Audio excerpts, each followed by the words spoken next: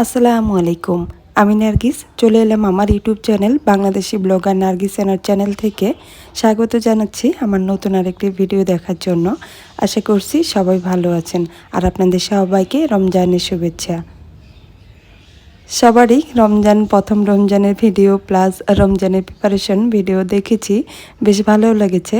আসলে আমার ব্যস্ততার জন্য আমি রমজানের প্রিপারেশনের ভিডিও দিতেও পারিনি। আর রমজানের প্রিপারেশন বলতে আমার তেমন কোনো প্রিপারেশন আসলে নেওয়া হয় না, শুধু কি ইবাদত করব সেই প্ল্যানটাই করি। আর অ্যাজ ইউজুয়াল আমার লাইফ যেভাবে চলে সেভাবে একটু চলে আর কি। শুধু সন্ধ্যার সময় ইফতারিটা করতে হয়, এটাই বাড়তি প্রিপারেশন। তো ইফতারিটাও যেহেতু একটা বিশেষ জার্নির মধ্যে দিয়ে লাইফটাকে পার করতে হচ্ছে, তো ফ্রোজেন খাবার বা বাসি খাবার অ্যাভয়েড করার চেষ্টা করি। ফ্রোজেন করলেও খুব বেশি দিন এটা ফ্রোজেন করি না, তাই আর কি প্রিপারেশন খুব কম। যা দিনেরটা দিনেই প্রিপারেশন করি সেটাই শেষ করতে হয় আর কি। তো এটা গতকালকে রমজানের একটা ভিডিও আপনাদের সাথে শেয়ার করছি। অফিস থেকে এসে হাতে মাত্র আর 4 ঘন্টা সময় আছে।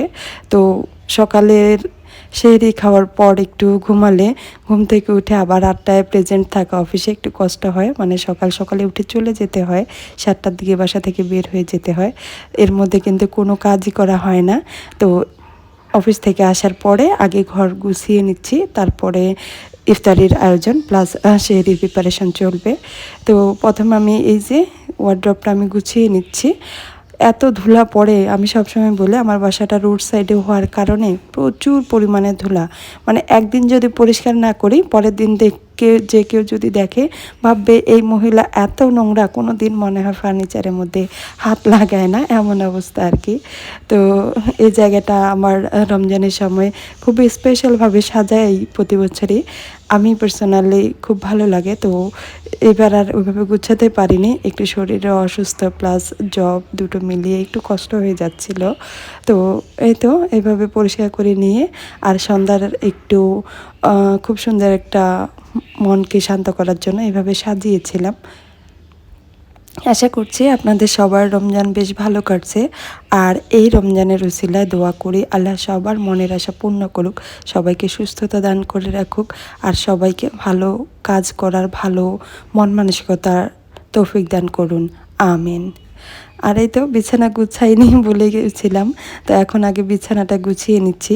যেহেতু জোহরের নামাজটা অফিস থেকে পড়ে তারপর বের হই, তাই বাসায় এসে এই কাজগুলো আগে করে তারপর গোসল করে পরে একটু ইবাদত করতে বসি। মানে আসরের নামাজের পর পর্যন্ত একটু দোয়া কালাম করা যায়, একটু সহজ হয় আর কি। তো এখন আমি বিছানাটা গুছিয়ে নিচ্ছি। এখন অনেকেই বলতে পারে যে এই সময় বিছানা গুছানো, আসলে আমার 2টা নাই 3টা বা 4টার দিকেও বিছানা গুছাতে হয়। তো এই তো আপনাদের সামনে কথা বলতেছি আর বিছানা গুছিয়ে নিচ্ছি। মা যদি থাকতো তাহলে কিন্তু আমার এতটা কষ্ট হতো না। মাও একটা খুব জরুরি কাজে বাড়িতে চলে গিয়েছেন, আমার শাশুড়ি মা। মা থাকলে আসলে আমার খুব কম কষ্ট হয়। এই সাইডটা মাই কাভার করে আমি বাসায় না থাকলে। আর যখন বাসায় থাকি তখন একটু মাকে হেল্প করি। তো কী পরিমাণ ধুলা, আগে বিছানা ঝেড়ে তারপর আবার খাটের সাইডগুলো মুছে নিলাম।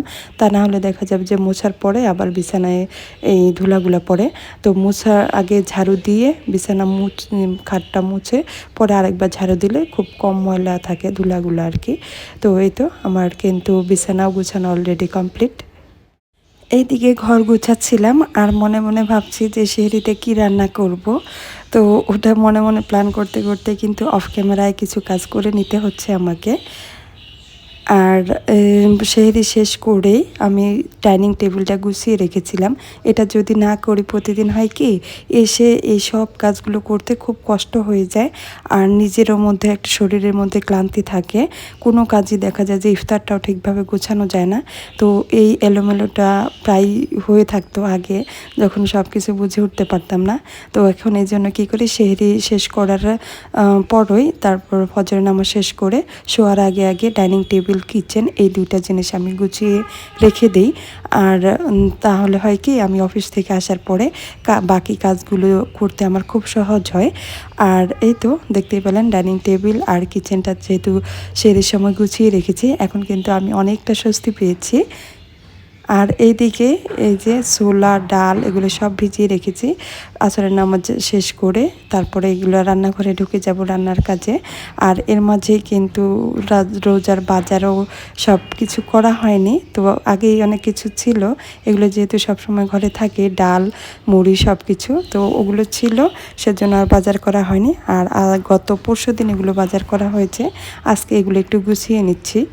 এখন যেহেতু রমজান তাই ওই প্রতিদিন একটা করে ডিম খেতেই হচ্ছে, তাই অল্প করে ডিম আনা হয়েছে, তো ডিমগুলোকেও আমি গুছিয়ে নিচ্ছি। এই ঝুড়িটার মধ্যে ডিমগুলো রাখলে কিন্তু বেশ গোছানো থাকে, আর ডিমগুলো কোথাও ফাঁকা ঝুড়ি থেকে পড়ে যাওয়ারও ভয় থাকে না, বেশ ভালোই লাগে এই বক্সটাতে গুছিয়ে রাখতে।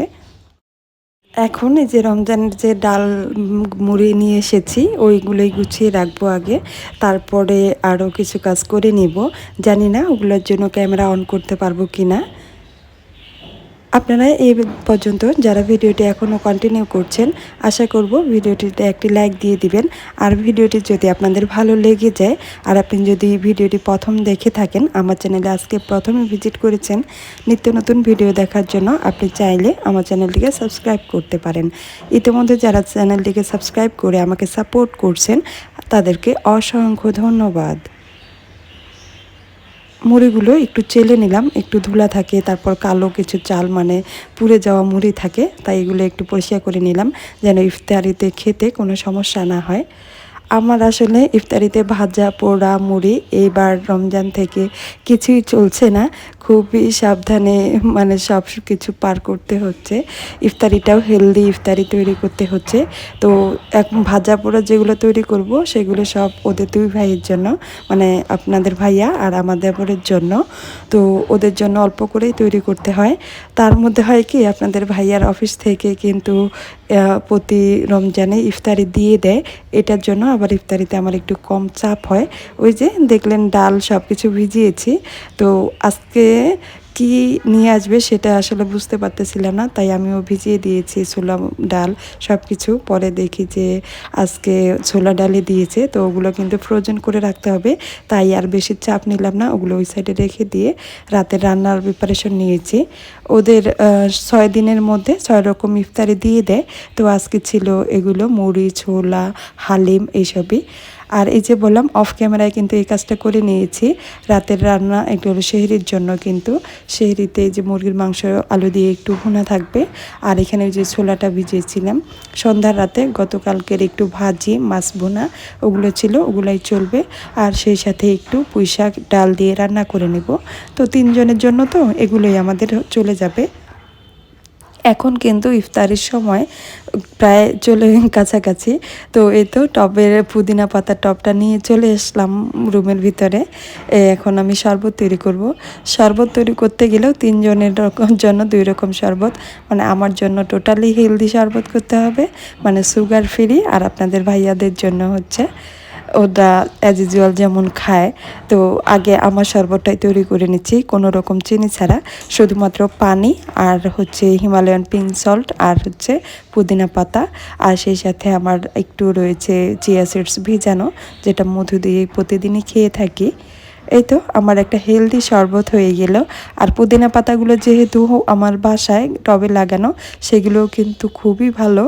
আর এরকম 2-একটা টব যদি থাকে রমজানে কিন্তু খুবই স্বস্তি পাওয়া যায়, মজাদার একটা পানীয় তৈরি করা যায়। আর আপনাদের ভাইয়াদের জন্য কিন্তু শরবত তৈরি করেছি, ইফতারিও তৈরি করেছি।